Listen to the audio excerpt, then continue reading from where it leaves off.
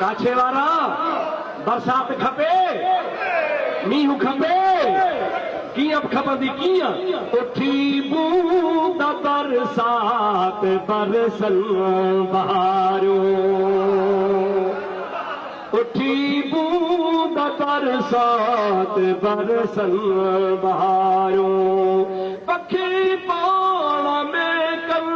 पिया ॿोलियूं बाझारूं त्रिड़ा गुल गुलाबी से गुलज़ार थी विया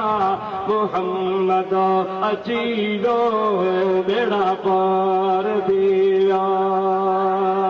सारे जग में जानब लजन सार थी विया मोहम्मद अची वियो बेड़ा पार थी विया अगर तोखे मींहं जी ज़रूरत आहे तोखे ॾुकारा तुंहिंजूं नयूं सुकी वियो तुंहिंजा खूह सुकी विया तुंहिंजा बनी ॿारा ख़ुश्क थी विया अगर मींहं जी ज़रूरत थी घर घर मीलाद कर उर्स कर कीअं था मींहं वसन उठी बूंद बरसात बरसन बहारो पखी पाण में कल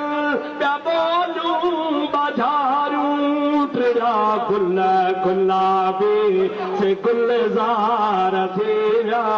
मोहम्मद अची वियो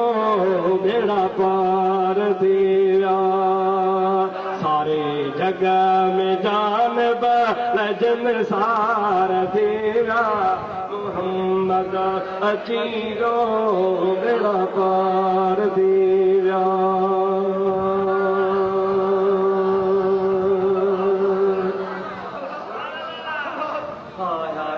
मुंहिंजी हाज़िरी क़बूल करो अलाह साईं साईं नज़र कौमनि खे वधाईंदो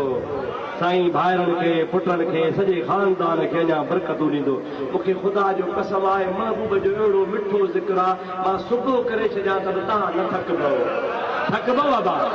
पर मां छा कयां मां यारा रोज़ जी ॻाल्हि आहे मां थकी पियो आहे ॾाढो मां दिलि में पियो त अधु कलाक मुनो कलाक ॻाल्हाईंदुसि पर ख़बर कान पई अलाए केतिरो ॻाल्हाए 1.5 कलाक खां कमु चढ़ी वियो आहे अलाह सही छॾ तव्हांजे काठे ते रहमतुनि जा मींहं वसाए